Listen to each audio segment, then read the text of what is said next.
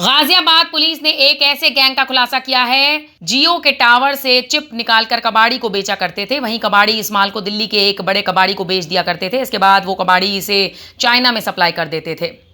इसके बाद चाइना से ही ये माल फिर से भारत आ जाया करता था। इसी गैंग के 5 सदस्यों को पुलिस ने गिरफ्तार किया है। लगातार ये सूचना पुलिस को मिल रही थी, इस तरह से टावरों में चोरी हो रही है।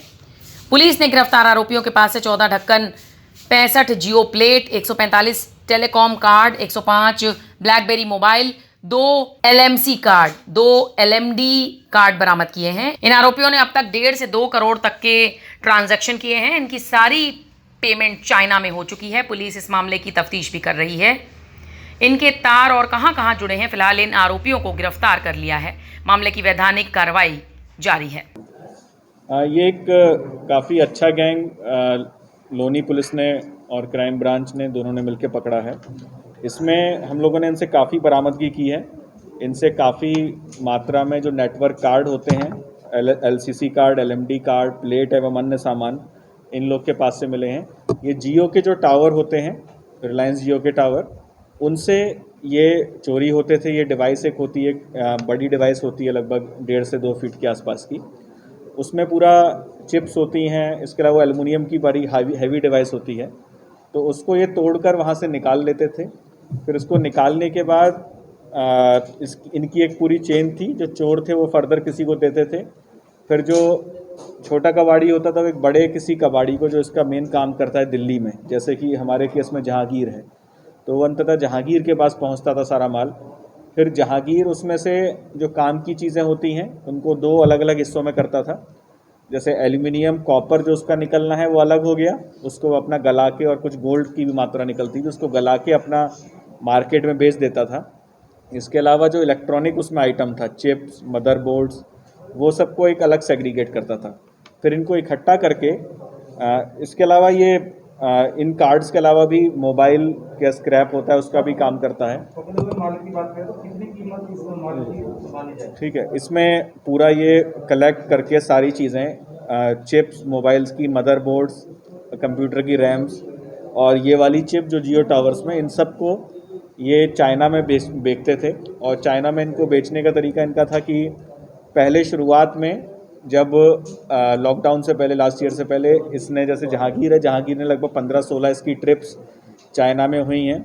चाइना में ग्वांगजू और शेंजन में, वहाँ पर ये तब फिज़िकली लेके जाते थे। फिर उसके बाद से, लॉकडाउन के बाद से, इन्होंने कुरियर मोड इस्तेमाल किया। ये वहाँ पर अपना माल कुरियर से भेजते थे। कुरियर में चाइना में इस माल की खपत ज़्यादा है, क्योंकि वहाँ से वो इस पुराने माल को यूज़ करके एक रीफर्बिश करके नया माल में इन सब चीज़ों को यूज़ करते हैं, नई डिवाइसेस में, नई चीज़ों में। तो इस तरह से वहाँ पर यूज़ होता था। और वापस जो फिनिश्ड प्रोडक्ट होता है, फिर वो किसी अन्य व्यक्ति को वो वापस आता था। जैसे हमारे केस में सौरभ अग्रवाल के पास, जो कि एक बड़ा मोबाइल स्क्रीन का व्यापारी है, मोबाइल, ये करोल बाग क्षेत्र का रहने वाला है, इसके पास वो सारी स्क्रीन्स आती थी। फिर सौरभ उसके बदले में जहांगीर को पैसा दे देता था।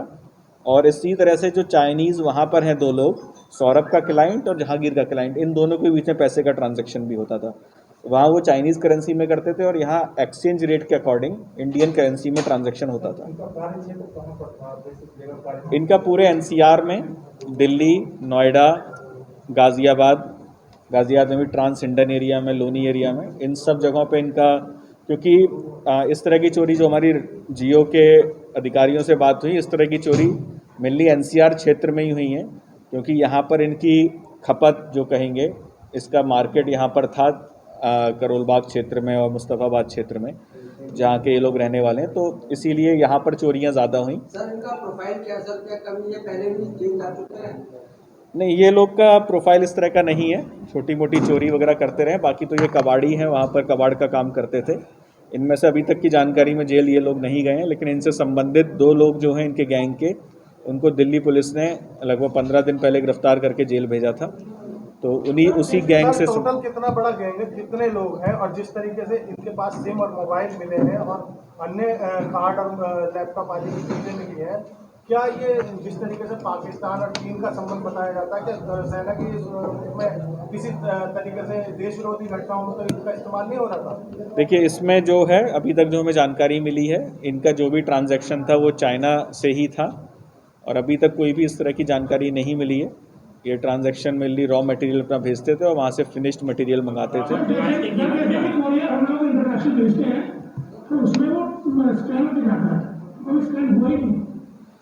इसकी हम लोग जानकारी कर रहे हैं कि किस तरह से कुरियर भेजा गया था, किस मोड से भेजा गया था, उसको भी वो भी हमारी जांच का हिस्सा है, उसको हम लोग दिखवा रहे हैं। सर एक बार पूरी इस कितने नंबर इस पूरे माल की कीमत जो हम लोगों ने बरामदगी की है, जो जियो के टेक्नीशियंस और जियो के अधिकारियों के मुताबिक इस माल की कीमत लगभग 2 करोड़ की है और जो एक डिवाइस जो होती है जो टावर से चोरी की जाती थी उसकी कीमत लगभग 2 लाख रुपए के आसपास है अगर खाली डिवाइस, और अगर मॉडेम भी जाता है तो ये कीमत लगभग बढ़ के 3.5 लाख रुपए हो जाती है। तो इस तरह की कई चोरियां हुई थी। बहुत ही अच्छा कार्य किया है लोनी पुलिस ने कि बहुत ही अल्प समय में हमने पूरे गैंग को पकड़ा। ब्यूरो रिपोर्ट, न्यूज़ अब भारत।